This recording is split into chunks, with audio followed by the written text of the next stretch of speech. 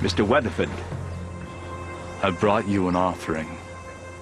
And Jackson doesn't know quite what to make of this at first, but treats Weatherford as defeated, honorable enemy, and lets him go.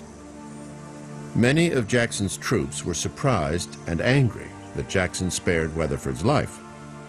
Jackson was quite an egomaniac, and he recognized the leadership and the courage of the opponents because that made him more the man.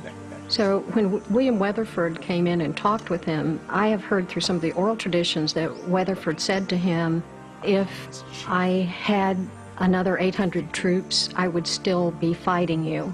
He would not have given up. And Jackson perhaps took Weatherford's attitude and saw something in it of himself. Whatever his motivation for releasing Weatherford, Jackson had achieved what white settlers sorely desired, the ability to move west without fear of Indian reprisal.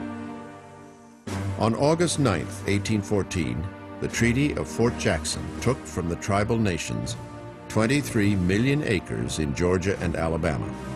The treaty made no allowance for loyalty.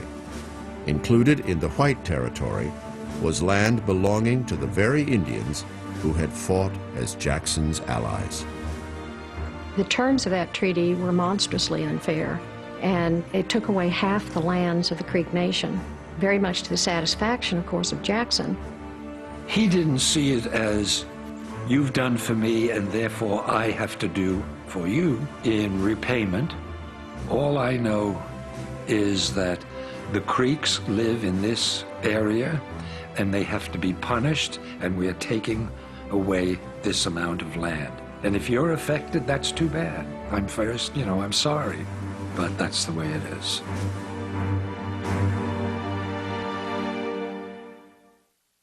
History.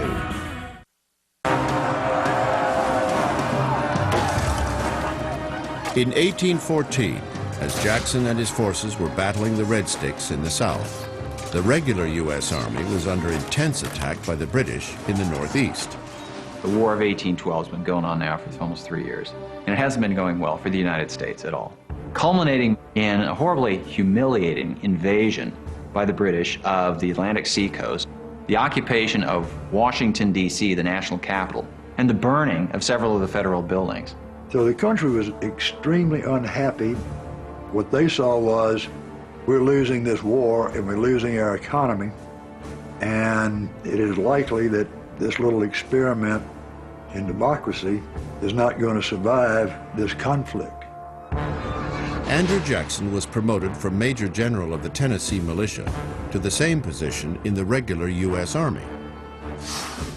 When military leaders in Washington learned Britain might attempt a landing by sea near the city of New Orleans, Jackson and his militia were sent to prepare a defense. He was told an army of 2,000 well-trained soldiers would be waiting for him. He doesn't have any kind of experience commanding large numbers of troops, but he's the only one they've got, and he's in the area, and so they say, New Orleans, this is your place to shine, this is your place to win or lose. The British strategy was straightforward.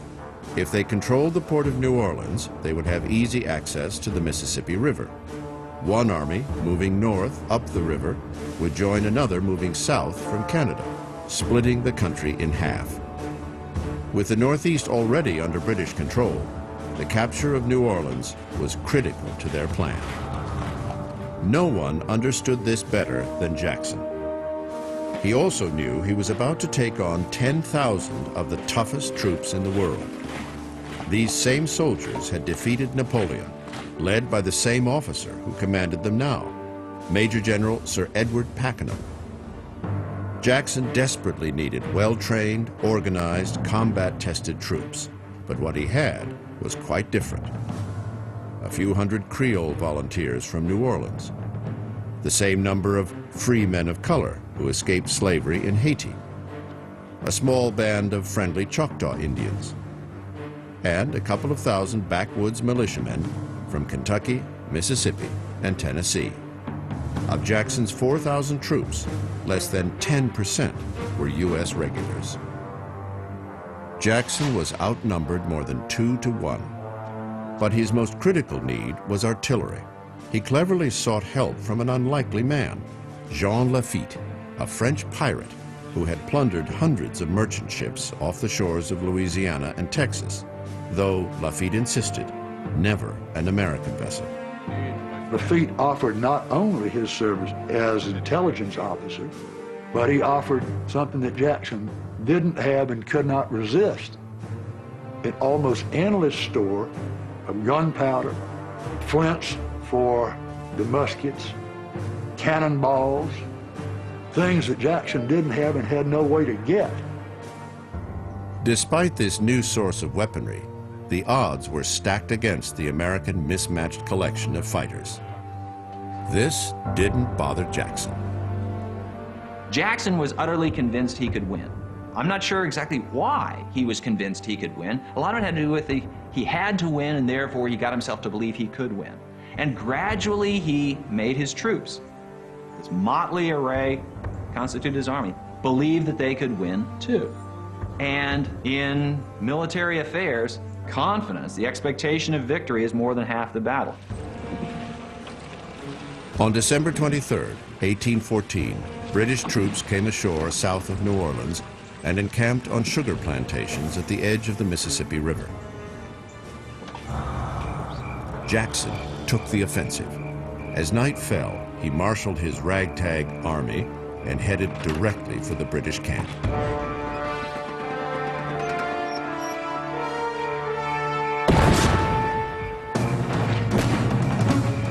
Cannoneers opened fire from a ship on the Mississippi, sending the redcoats scrambling for cover.